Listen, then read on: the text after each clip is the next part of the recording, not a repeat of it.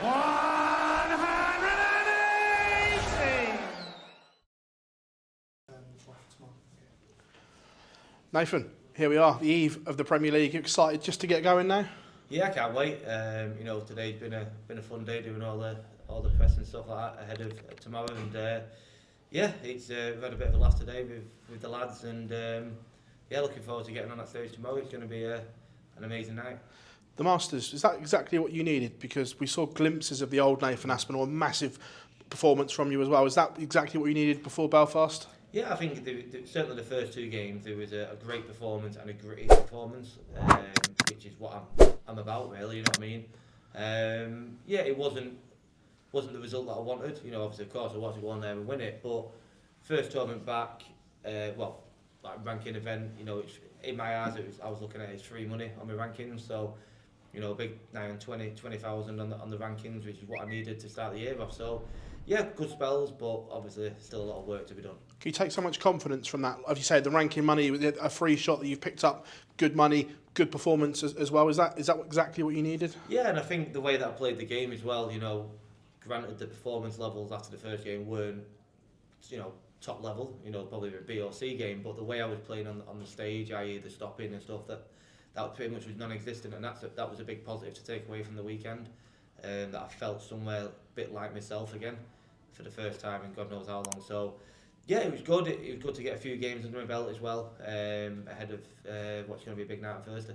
Do you feel that you're getting back to where you should be, not just on the board, but everything as well, your whole demeanour, your attitude and whatever? Because we know you've been through hell and it can be hard to get yourself back up. Do you feel you're almost the complete Nathan Aspinall again? I think for me, the darts isn't the issue. It's everything else. If everything is right in my head and at home and everything like that, then the darts take care of themselves. You know, I've never lost the ability to be a world-class dart player.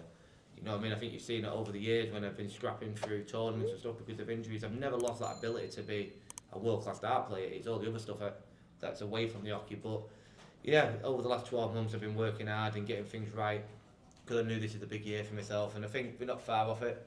And like I say, once I'm 100% in the head and everything else that goes with that, darts will just come back, and I'll be, you know, pretty much, you know, one of the best players in the world again. We saw Michael Smith release a statement after the Masters about what he's going through injury-wise. Have you spoken to him? Because one, I know you're very close, and two, you kind of know what he's been, or what you've been through is the same as what he's now going through injury-wise. So have you spoken to him and given him any advice? If he'd replied to my text message, then I might try and help him. But, for some reason, I've not spoken to him since December. So I don't know if he's got a few problems of himself going on. He's going to leave him to it. He knows where I am if he needs me help. Cheers, Nathan. Thank you. Nathan, we've seen some top players in the Premier League that just can't get to grips with this format. Yet you don't have a bad Premier League, whether you're in the top four or just beside, you're always there or thereabouts. What is it about this tournament that just seems to bring the best? Just the energy. I just love the buzz. You know, if you can't get up for a Premier League night, what is the point of playing darts? You're playing in front of the biggest crowds, in the best venues, in the best cities, in England, you know, in Europe as well. It's amazing. Like, I just love, the louder the better for me. You know, that's the type of guy that I'm, a bit of a party animal, as everyone knows. So for me, when I walk out and the crowd are all singing, and you know, not just a walk on, but I mean like during the games, they don't stop singing. It's like the World Championships, but every single Thursday night. It's amazing, you know, and I think that's why I look forward to every Thursday night. And I think I'm probably the only player that when week 16 or 17 comes, actually miss the Thursday nights. I think the rest of them, God, it's over. I actually do miss it when I've done 4 months and then all of a sudden I'm at home on the Thursday, I miss it. So I think I just think I enjoy it. And is that because of where you come from? I know last year you said just a chap from Stockport, and now you're playing in arenas of 10,000. Yeah, I think so.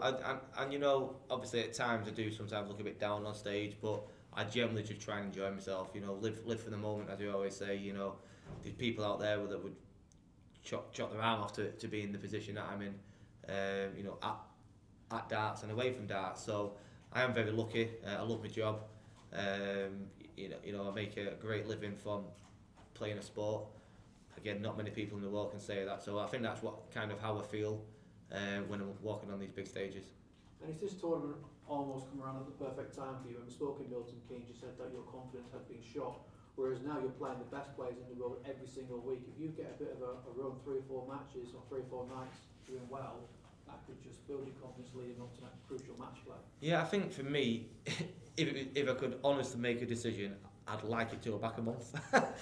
Start it in first week in March. Gives me, get a few pro tours under my belt, get that winning feeling that bit more. Because obviously, I've won a few games this year since Bahrain, but trying to play more, get a few more games under my belt, bit more time on the practice book. I've not had much time to practice. Obviously, I missed pretty much 2 weeks because of the little knock on my elbow. But yeah, I think again I come alive in the Premier League because I'm playing week in, week out. I've already said I'm committing to the tour this year. So yeah, what better way to start on Thursday night by beating the world number 1, potentially number 2 or 3 in the world, and then go and win in week 1. That would be a great statement and great confidence boost. Brilliant. Well, best of luck tomorrow. Thanks. Thank you.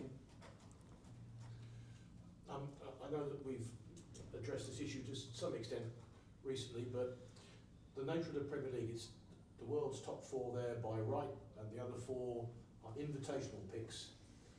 1, 2 people have said, well, I don't want to get involved in the war words, but the Mr. Brightside walk on, it's all, and the party atmosphere, it's all part of the show, isn't it? It's all part of the Premier League experience, and like you say, you get off on it, and it helps you to sort of play good darts as well. But what's wrong with a sort of semi-invitational tournament where there is a party atmosphere? Yeah, I think it's not a ranking event. That's what people got to remember as well. It's not a ranking event. It is basically a big, massive exhibition for 16 weeks.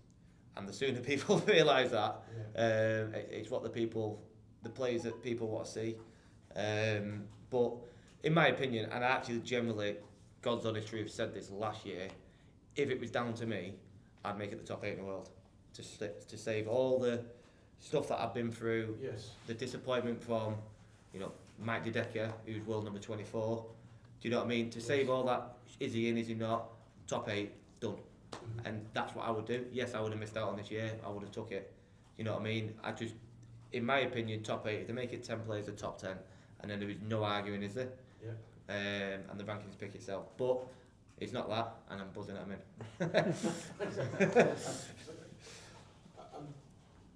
I'm sure, I know it's old hat now, but Clearly not. did you ever? No, Oh, I did. did you ever get to the bottom of what it was that made your elbow sort of?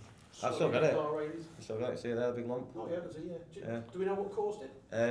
No, it could have been a number of. Insect bite or something? Or? No, it wasn't an insect bite. That's what I thought it was originally. It's just basically a ball of fluid in my elbow. And this weekend, Friday, Saturday, Sunday, there was nothing. I woke up Monday morning and it was like twice the size of that. It's come down a bit So now. it still comes and goes. Yeah, and I'm going to have it for about 3 or 4 months. Doesn't affect my throw, doesn't hurt. I can touch it. Doesn't do anything. Yeah. It just, unfortunately. And doesn't affect your throw. No, doesn't affect my throw. I'd like to say it does when I have a bad game, but it actually doesn't. It's just one of them things that'll just keep coming and going for the next few months, but doesn't affect my performance whatsoever. If I play bad, it's all down to me, not me lump. When you woke up and saw the size of it in Bahrain, and after everything you've been through with elbows and whatnot, did you think to yourself, oh my God, Yeah. what's I can't probably say on here what I was saying, but yeah, I couldn't believe it. But obviously we seek professional advice, and it, straight away I knew it wasn't anything like it had in the past. It's not going to affect my darts, so it's just one of them things. Went to the hospital when I got back from England, and they confirmed it was just this bursa. Yeah, it's not nice to have. Don't look very nice, but it's something of nothing, honestly. When Vincent van der Voort played, I think it was Steve Beaton at the World Championship a few years ago, we used to sort of joke with Vincent about who's going to win sort of the disco derby, because one goes on to Casey and the Sunshine Band and the other one goes on to Staying Alive. It was a bit like almost a dance-off. When Aspinall plays bunting in the Premier League this year, are you going to have a decibel counter to see who has the loudest sing songs? It's going to be a racket, isn't it? It would be good, yeah. Yeah, I think it would be great. I don't know where we're playing each other. To be honest, did anyone know that? Or do you know? Playing. Going back to that. Hopefully it's Manchester. If you win tomorrow, both win tomorrow night, you'll play in the semi-finals, I think. No. No, I played Mike or Luke. Oh, that's right, yeah, the bottom half of the drawing. Yeah, but yeah, obviously that again, that's what people pay the money for. They want to see them walk-ons. Just done some other media then going on about like ranking walk-on songs, and I put it at the bottom. I don't know if that's a tactic or I just don't like the songs, but that'd be good. The crowd love it. You know what I mean? They love my walk-on. They love Stephen's walk-on.